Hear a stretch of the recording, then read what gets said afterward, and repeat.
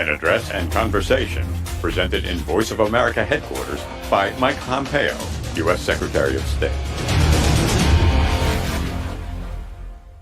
Ladies and gentlemen, please join me in welcoming USAGM CEO Michael Pack.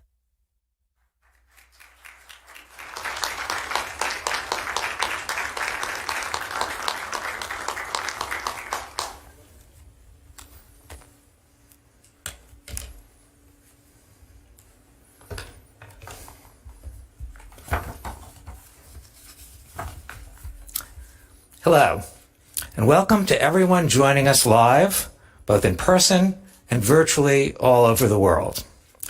I am Michael Pack, the Chief Executive Officer of the U.S. Agency for Global Media, which is the federal government entity that manages and oversees U.S. civilian international broadcasting.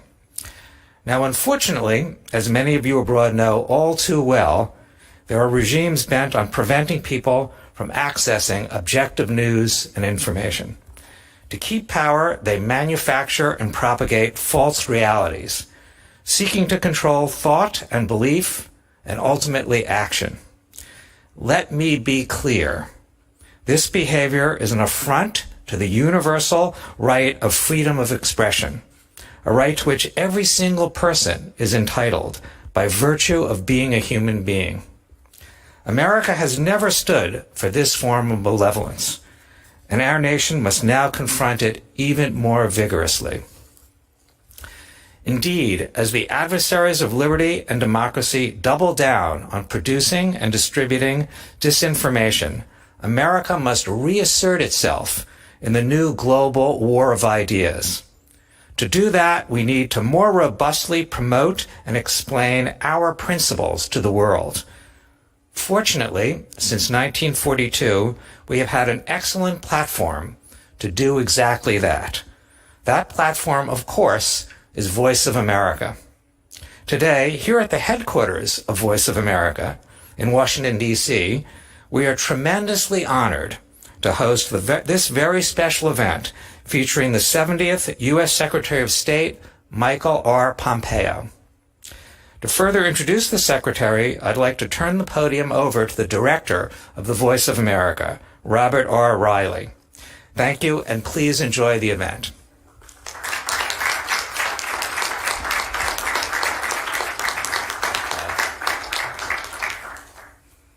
Thank you, Michael, and for your unstinting support. It's greatly appreciated.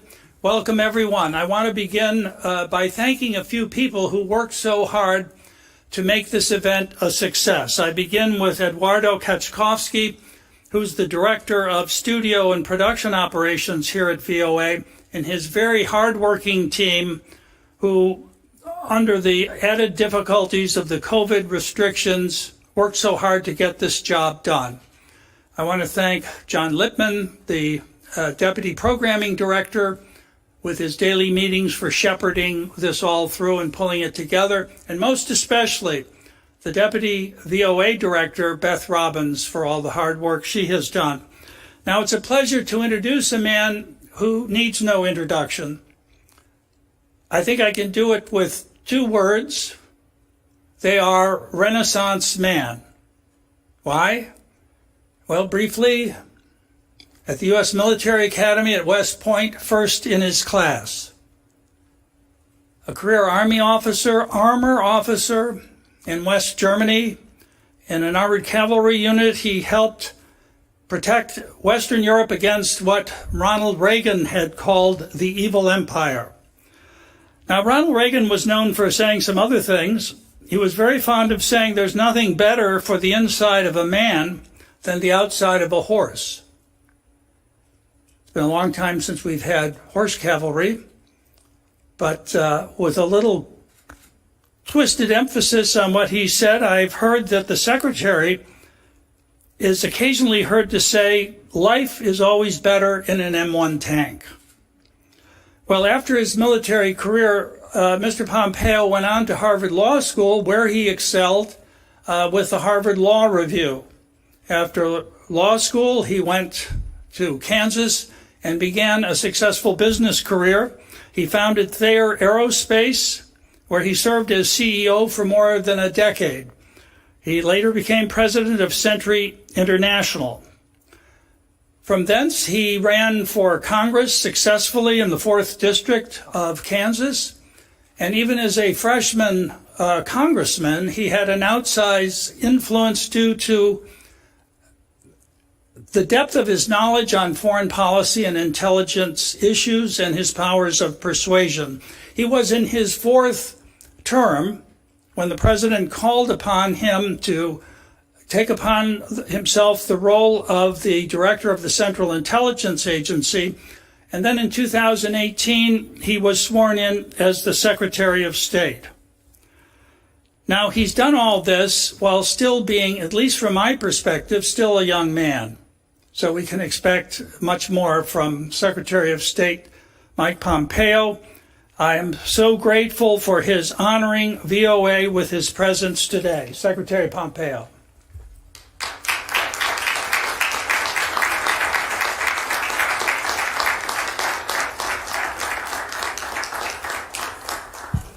Thank you. Good afternoon, everyone. Thank you for the warm welcome. Michael, thanks for your leadership of this incredibly important institution. And Bob, congratulations on returning to the helm of VOA. I am truly happy to be here. I'm honored to have been requested. And it's always fun to be with a fellow tanker, too. I want to acknowledge the other network chiefs who is with us today. Steve Yates of Radio Free Asia. Steve, where you at? Nice to see you. And a note of appreciation, too, to the Voice of American journalist staff and to all those watching and listening. I've sat down for interviews with many of you in the far corners of the world. They have always been a joy. And speaking of which, too, I understand that this speech is being broadcast on TV, radio, on your website, social media, in more than 40 languages. Hats off to the translators. I have no idea how anyone can translate my talking into Uzbek this quickly. That guy or gal deserves a bonus. It's great to have this opportunity. I've been following the work of Voice of America for decades. And as Bob just mentioned, I started my career as an Army officer, patrolling the Iron Curtain, freedom's frontier. In the 1980s, I couldn't cross into East Germany. I was serving in a little town called Binlock. West Germans couldn't cross either. But your broadcast, Voice of America broadcast, could. Millions of men and women whose names we'll never know listen to you, often at their own peril. Their governments dealt only in lies and propaganda, but VOA's listeners wanted the truth, and that's what you gave them. VOA's very first broadcast in 1942 that Bob referred to began with the Battle Hymn of the Republic, along with this pledge, quote, "The news may be good, the news may be bad, but we'll tell you the truth." I love that.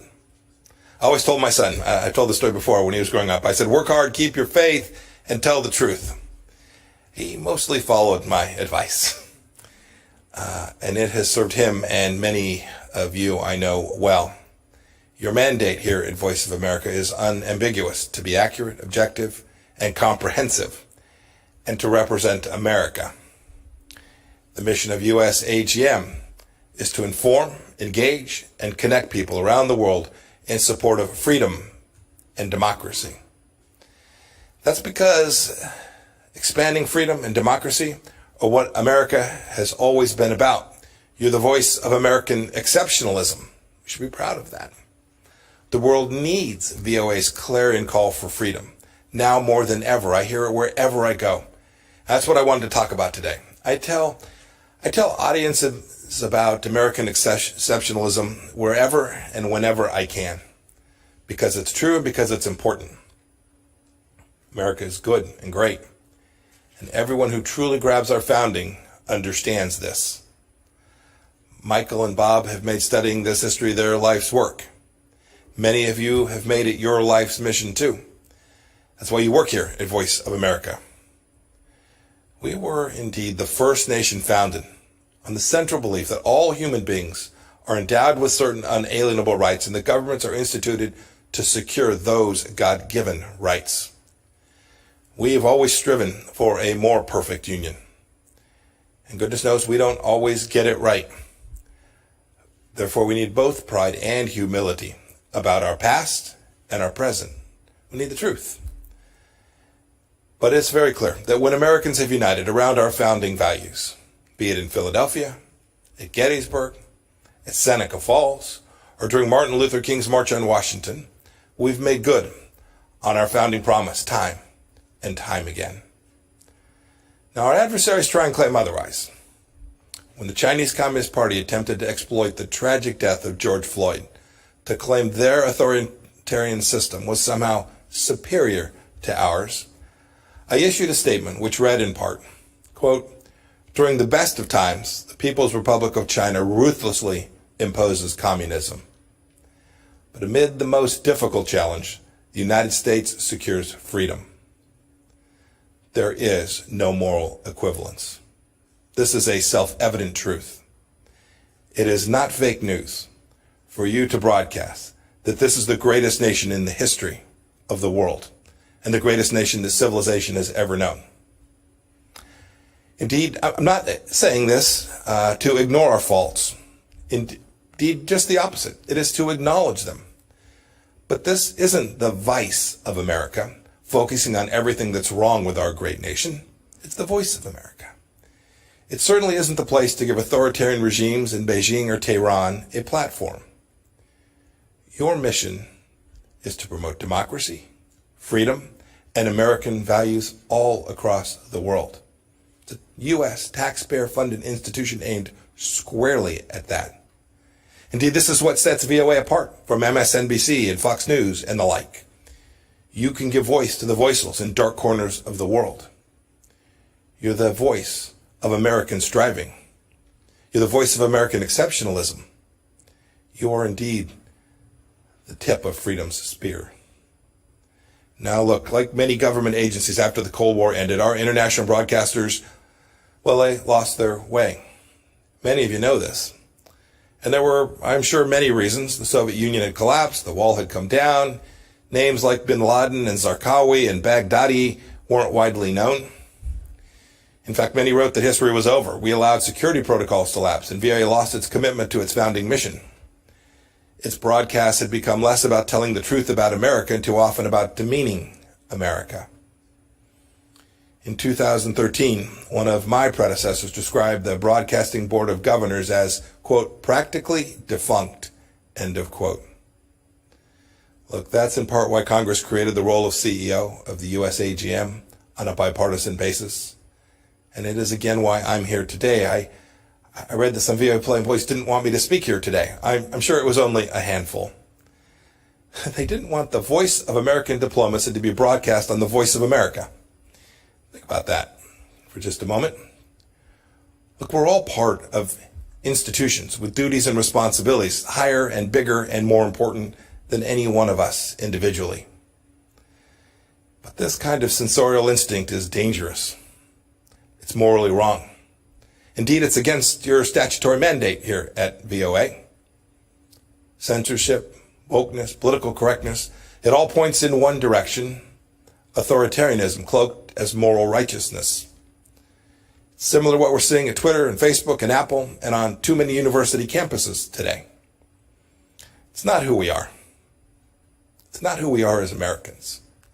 And it's not what Voice of America should be. It's time that we simply put wokeism to sleep. And you can lead the way. You all know. That's why you came here. There's a new dawn here at Voice of America. The American public doesn't know this, but when Michael took office, some 1,500 employees, almost 40% of the workforce, had been improperly vetted, including many with high-level security clearances. VOA was rubber stamping J-1 visas for foreign nationals, including some from communist China. We shouldn't be doing that. We have plenty of Mandarin language speakers here in America, and we are building, growing, teaching, educating more committed patriots, some of Chinese American descent who are amazing people. The Trump administration team is working to fix these national security threats. We want to vet employees properly. We want to reorient VOA to its mission of truth and unbiased reporting. We want to depoliticize what takes place here. It's too important for the American people and for the world.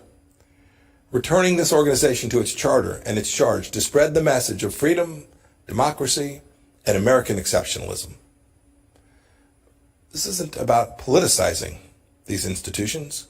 We're trying to take politics out. And that's a pretty good feature story for whoever wants to write it up. As Secretary of State, I'm telling you all of this because I want the best for the people here and for this organization, because you are vital to helping America shine light into the darkest places with the power that only America can muster. Governments like those in China, Iran, North Korea, they don't have the respect for the universal dignity of every human being in the way that America does. Indeed, that is what America was founded upon. Those regimes are anathema to everything that our nation stands for. We know that government exists to serve people. They believe that people exist to serve government. And VOA's work is vital. As I said before, you're the tip of freedom's spear. Every week, 278 million people listen to VOA in 47 languages. There are Iranians who are listening to you, wondering if they'll ever be able to shed their Islamic shackles. There are Moldovans and Ukrainians who want truthful reporting, not Russian disinformation and propaganda. There are Chinese citizens who are tired of a regime that's done nothing but brutalize them since 1949. There are Venezuelans who want to know the truth of the Maduro regime's corruption.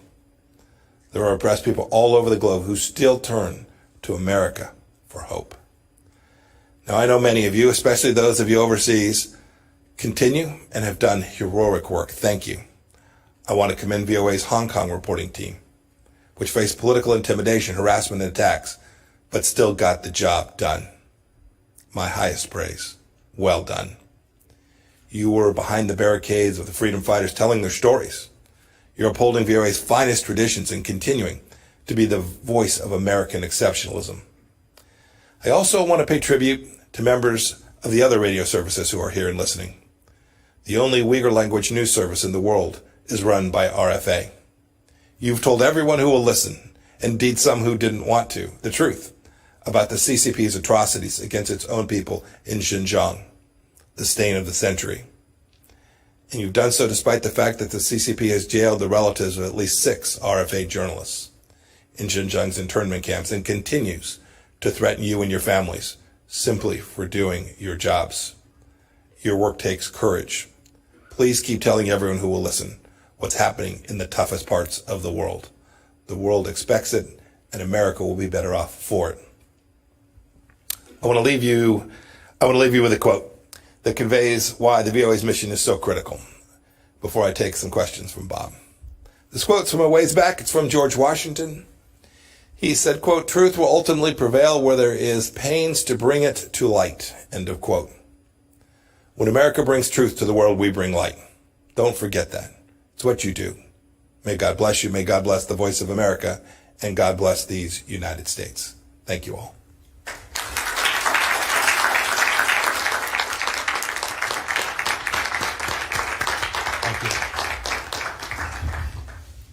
Thank you, Mr. Secretary. Some of the questions I have for you were fielded from our division directors who wanted to also have their input to get you to answer some of these. But let me begin with this one. This isn't a commercial media. We can afford to tell the full truth about America and the amplitude of American life in all of its facets. In your many travels in your recent years, what would you judge as those parts of America that are least known by foreign audiences that we need to tell them about? Yeah, it's a really good question. If I have a chance in a moment where we are away from the formal business of the day, I'll often ask ambassadors or foreign ministers, when were you last in the States? What'd you do? Where'd you go see? The answer is almost always, I went to New York, I went to Washington, I went to San Francisco, or I went to Los Angeles. The adventuresome may have traveled all the way to Boston. Boy, that's not representative of all of who America is. I'm from Kansas. It's a different place in so many ways.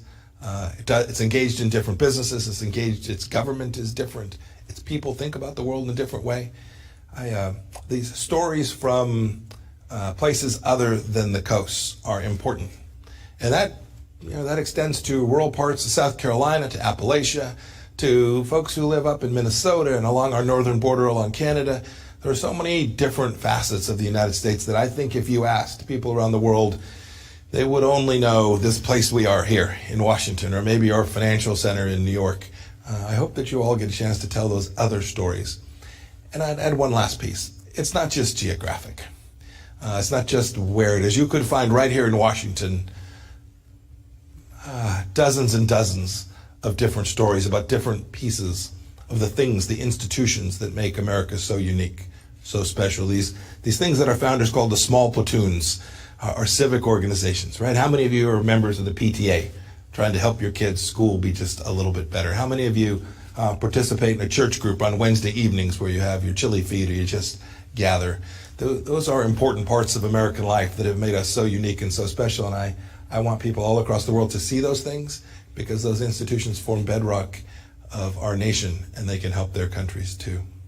Thank you, Mr. Secretary. You've made some very eloquent speeches about the relationship between American founding principles and U.S. foreign policy.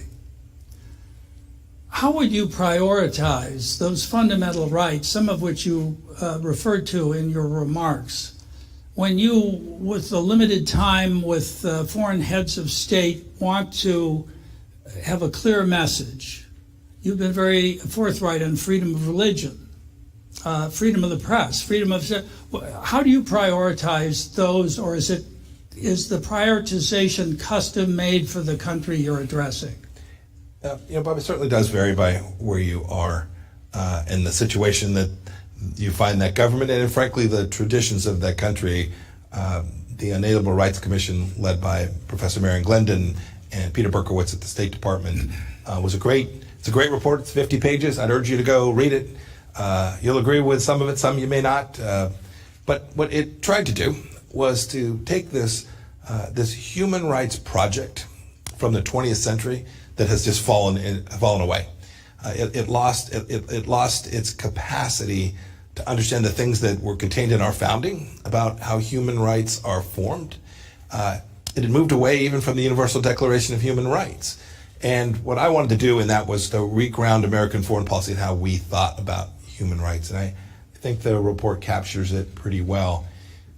Your point about religious freedom and the capacity to speak freely, two core rights that if a nation gets it wrong, it will be less secure, it will be less prosperous, its people will be less whole.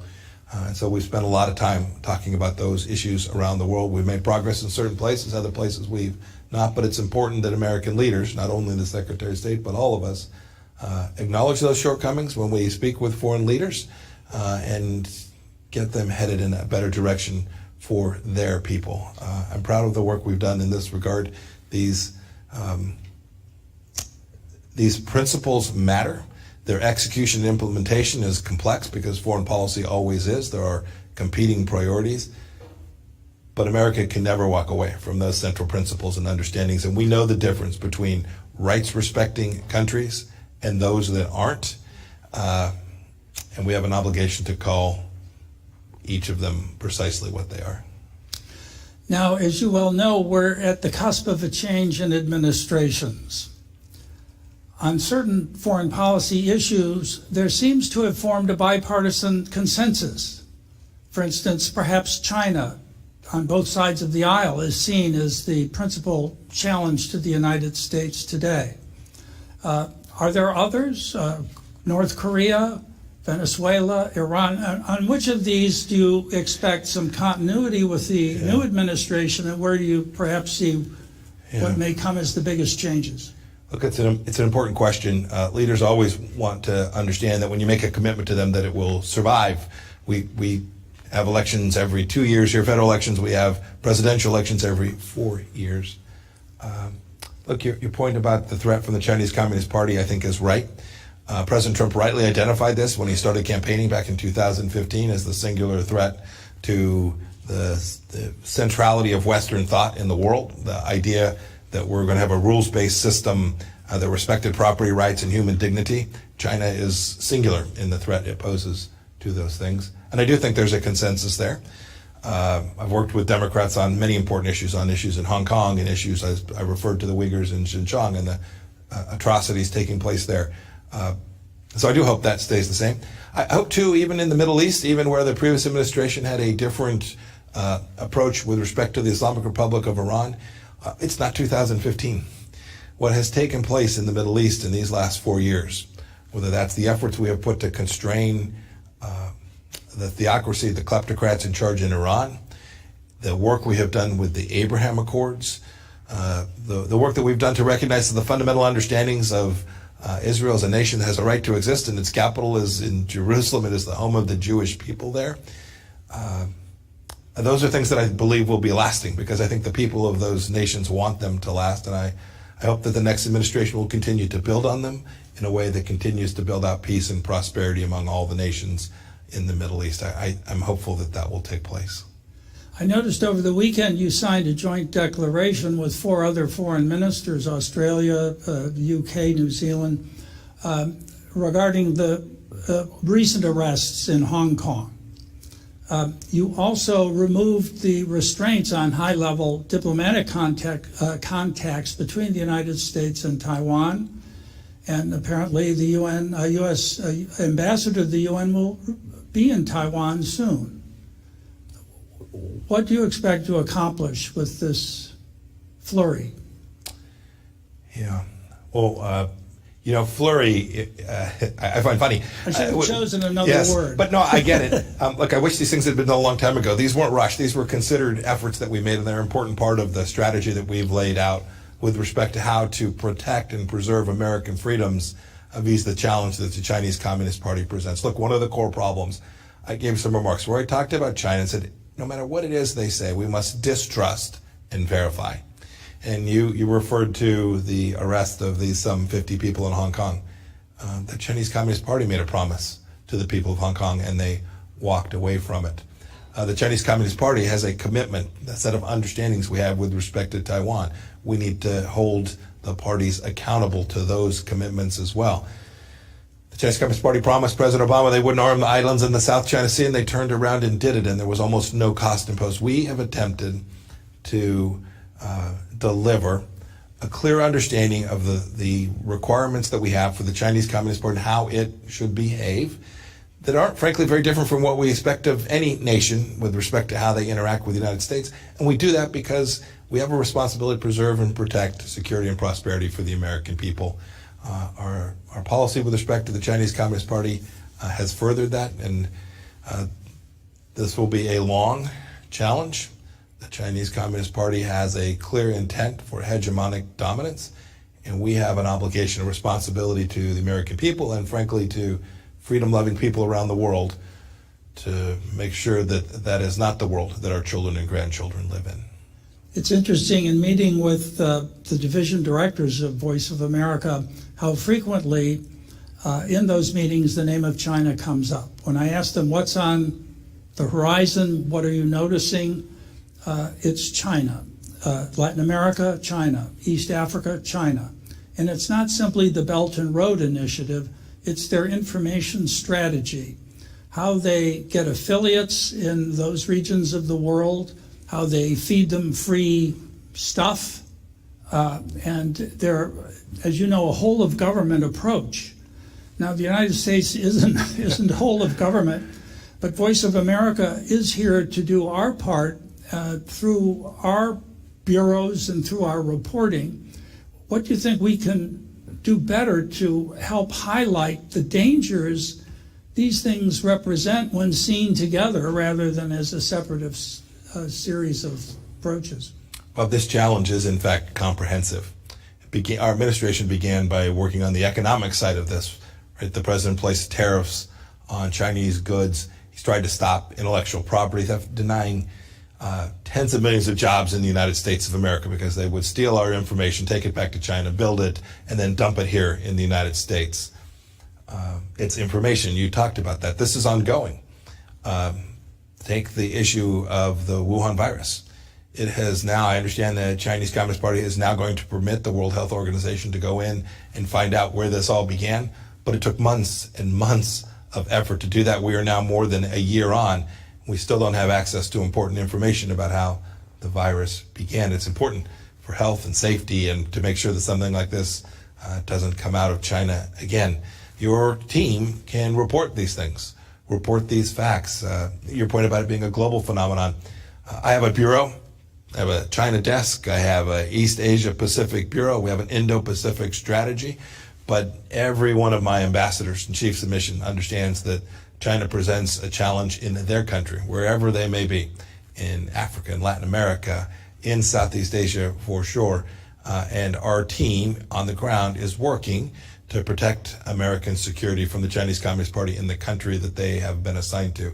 I hope your reporters, no matter where they find themselves, if they are in South Africa or in Morocco or wherever they are, observes the activities of the Chinese Communist Party inside of their country and how it impacts the people of those countries as well. If I may ask a last question, this one more related to Russia. The United States seems to be shrinking its footprint in Africa, so is France. Russia is increasing its. Is this the result of a judgment on the part of the United States that disorder on the African continent is less of a problem or less of a threat to our interests, or how would you? So the forces, the disposition that the DoD has made has really been about the counterterrorism fight more broadly. How is it that we allocate U.S. resources to keep the homeland safe?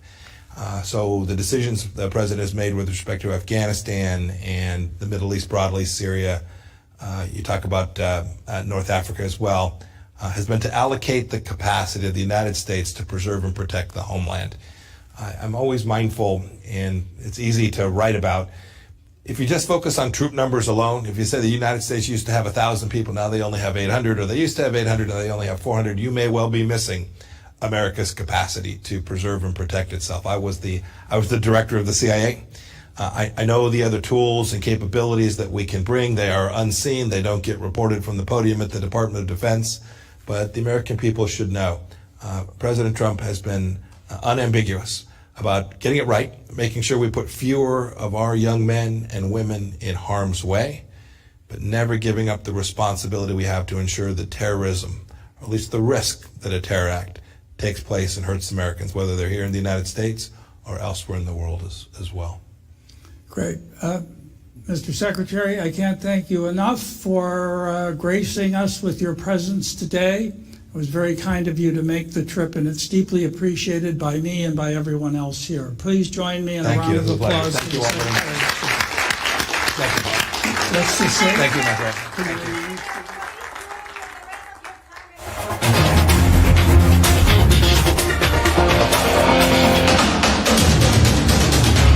Hi, we're happy to announce that you can also catch us on cable TV now. Millions of households already choose us as one of their trusted news sources, and you can too. You can watch us in Chicago, Washington, D.C., New York, and many other cities as well. And if your system doesn't carry NTD yet, you can just give them a quick call and request NTD on your cable provider. Thank you for watching. See you next time.